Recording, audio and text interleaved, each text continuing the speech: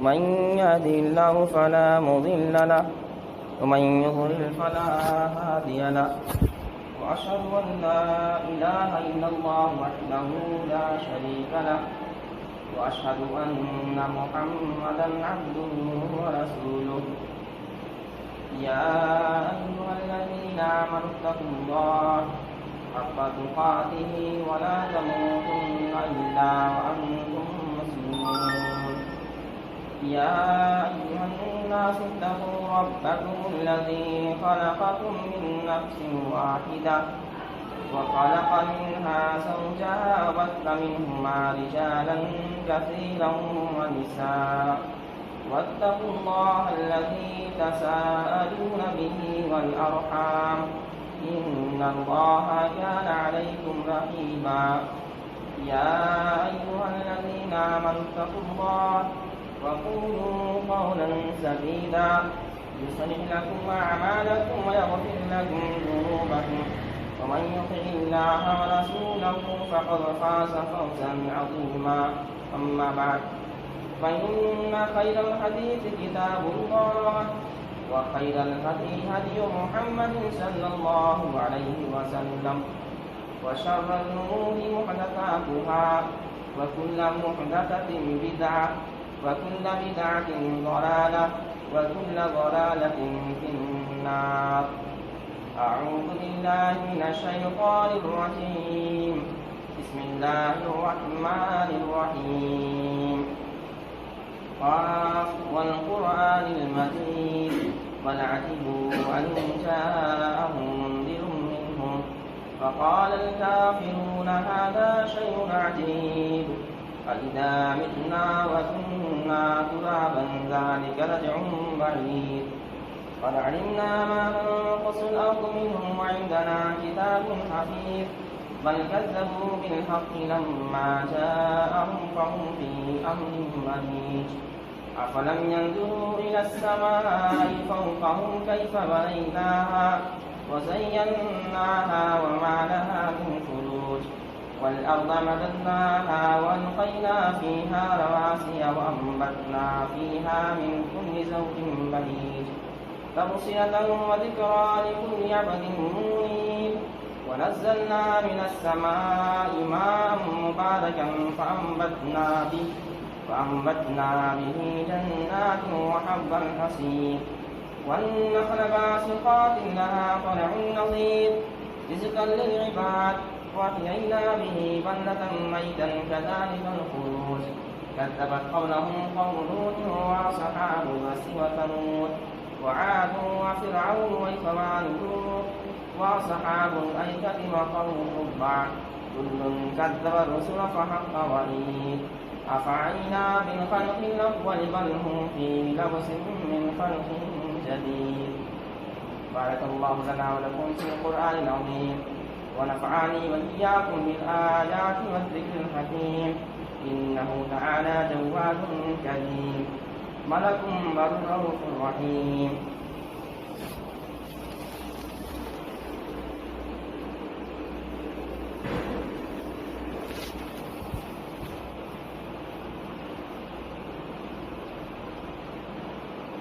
الحمد لله وحده والصلاة والسلام على من لا نبي بعده أما بعد أعوذ بالله من الشيطان الرجيم.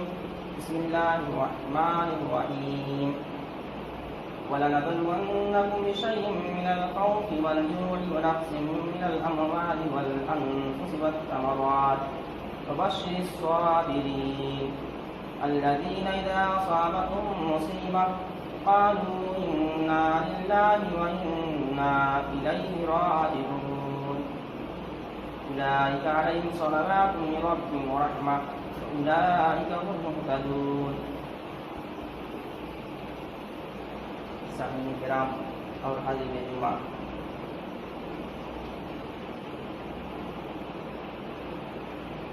ابھی میں نے آپ حضرات کے سامنے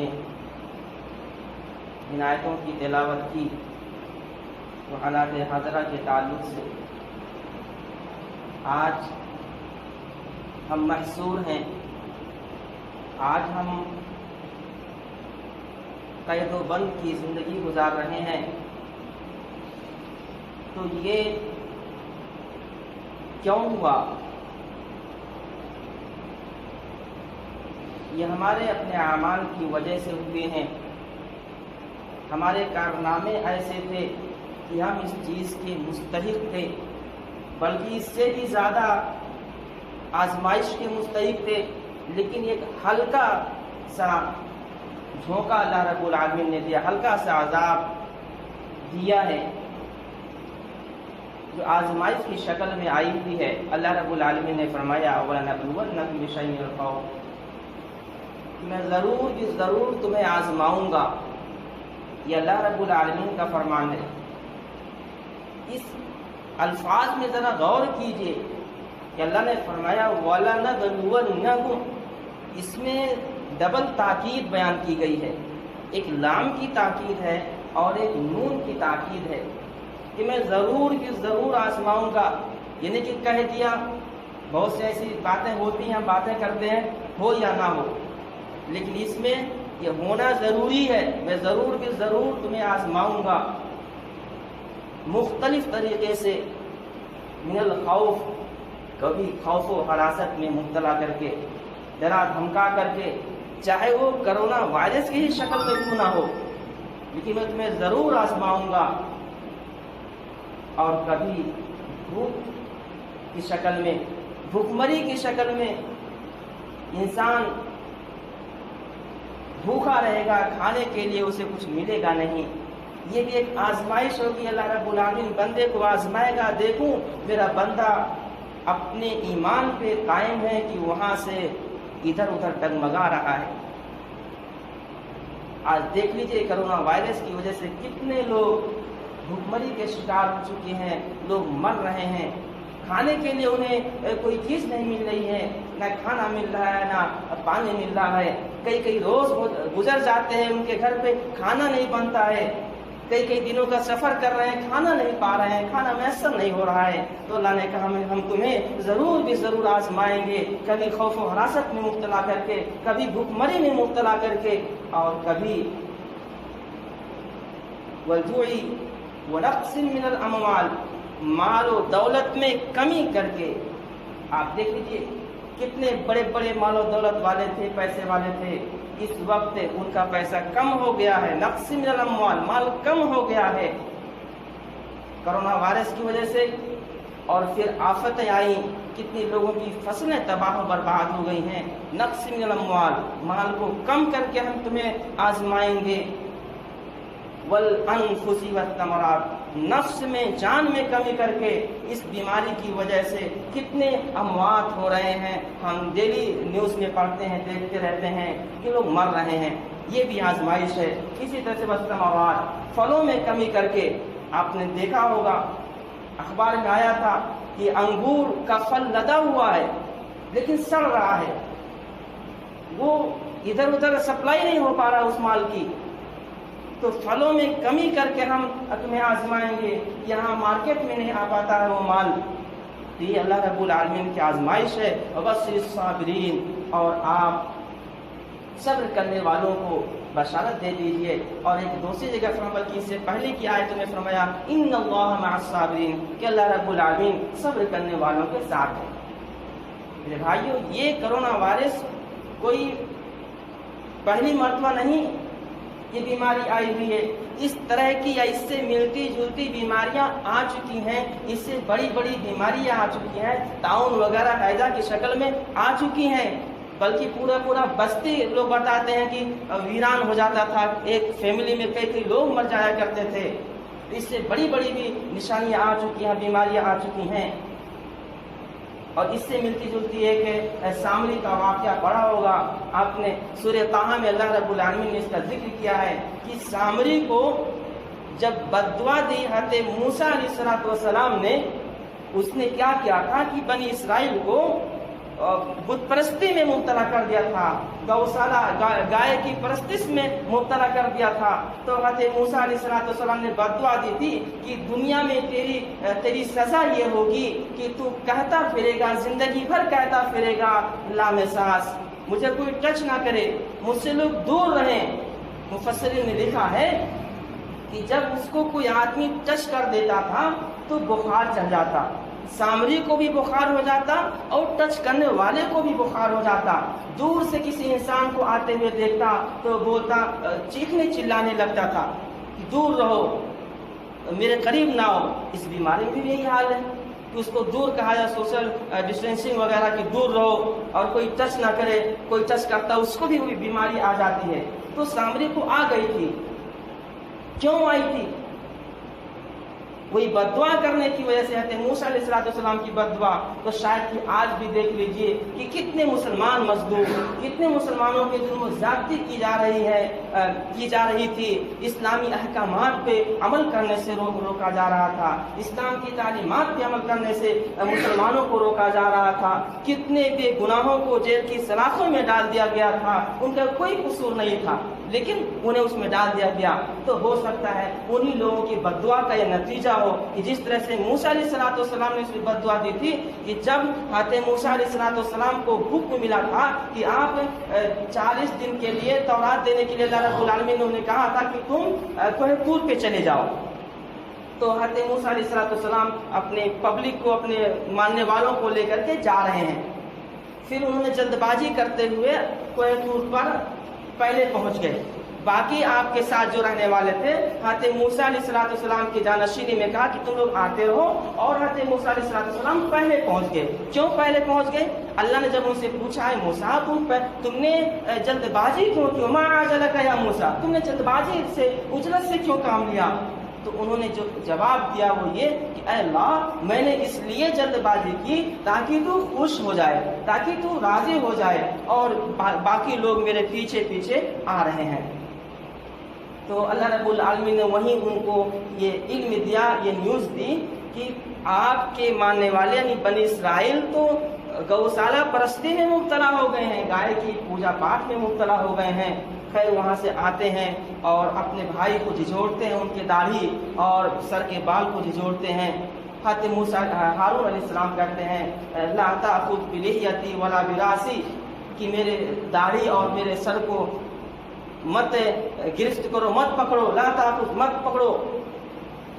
یہاں سے ایک بات ہمیں یہ معلوم ہوتی ہے کہ چھوٹا آدمی، چھوٹا بھائی بڑے بھائی کو زد و کوب کر سکتا ہے، جیسا کہ حضرت موسیٰ علیہ السلام جو چھوٹے تھے بڑے بھائی کے ساتھ ایسا کیا، ان کی داڑھی کو، سر کو کیا کہتے ہیں، جھجوڑا۔ اس کے بعد سامری سے پوچھتا ہے تیری کیا بات ہے؟ فما خطبک یا سامری، بولا کہ ہاں ایسا ایسا ہوا، ہم نے وہ چیز دیکھی جو اور لوگوں نے نہیں دیکھی۔ پھر میں نے دیکھا کہ جبرائیل علیہ السلام کے گھوڑے کے پاؤں کے نیچے جو مٹی تھی، اس مٹی کو میں نے کیا کہتے ہیں لے لیا، اخذ کر لیا، اور پھر یہ لوگ جو بنی اسرائیل تھے یہ فرعونیوں سے زیورات لے لیے تھے، ان زیورات کو ان کے لیے ان کا استعمال کرنا حلال نہیں تھا، تو انہوں نے کہا کہ ہم نے اس کو ایک گڈھے میں ڈال دیا، سامری کے پاس جو تھا وہ بھی ڈال دیا، پھر اس کو پگھلویا سامری نے، اور وہی مٹی جبرائیل علیہ السلام کے گھوڑے کے ٹاپ کے نیچے کی جو مٹی تھی وہی مٹی اس میں ڈال دی۔ اب ہوا کے کیا کہتے ہیں دخول اور خروج سے آنے جانے کی وجہ سے آواز آتی تھی، تو اس طرح سے ان لوگوں نے کہا یہی میرا معبود ہے، اور موسیٰ علیہ السلام کوہ طور پر چلے گئے ہیں، وہ بھول گئے ہیں، گمراہ ہو گئے ہیں۔ تو اس طرح سے سامری نے یہ اپنا واقعہ بیان کیا کہ مجھے یہ چیز اچھا لگا، اسی پہ انہوں نے بد دعا دی تھی ان کو۔ پھر وہ لامحساس کہتے رہے زندگی بھر، پھر کہتے ہیں کہ وہ جنگل کی طرف چلا گیا اور پھر جانوروں کی طرح سے زندگی گزارنے لگا۔ تو کہنے کا مقصد یہ ہے کہ یہ بیماری جو ہمارے درمیان آئی ہوئی ہے یہ پہلی مرتبہ نہیں بلکہ اس سے ملتی جلتی اس طرح کی بیماریاں پہلے بھی آ چکی ہیں، یہ آزمائش کی ایک شکل ہے۔ ہمیں چاہیے کہ ہم اس پر کھڑے اتریں، اللہ رب العالمین سے لو لگائیں، اللہ رب العالمین کو بھولیں نہیں۔ اللہ رب العالمین اس طرح کے حالات پیدا کر سکتا ہے تو اللہ ہی قادر ہے کہ اس کو ختم بھی کر دے۔ اس لیے ہم دعا کرتے ہیں کہ اللہ رب العالمین ہمیں صبر اور استقامت کی توفیق عطا فرما، آمین۔ اے اللہ جو لوگ اس بیماری میں ملوث ہیں مولا کریم تو ان سے اس بیماری کو ٹال دے، انہیں شفا عطا کر، اور جہاں پہ آنے والی ہے ابھی اس ماحول میں وہاں وہ بیماری گئی نہیں ہے، میرے مولا وہاں جانے سے روک دے، وہ بیماری نہ جائے۔ اللہ رب العالمین ہم سب کو نیک عمل کرنے کی توفیق عطا فرما، آمین۔ تقبل یا رب العالمین۔ إن الله وملائكته يصلون على النبي يا أيها الذين آمنوا صلوا عليه وسلموا تسليما اللهم صل على محمد وعلى آل محمد كما صليت على إبراهيم وعلى آل إبراهيم إنك حميد مجيد اللهم بارك على محمد وعلى آل محمد كما باركت على إبراهيم وعلى آل إبراهيم إنك حميد مجيد عباد الله رحمكم الله إن الله يأمر بالعدل والإحسان وإيتاء ذي القربى وينهى عن الفحشاء والمنكر والبغي يعظكم لعلكم تذكرون اذكروا الله يذكركم ودعوه يستجب لكم ولذكر الله تعالى أولى وأزواجه أكبر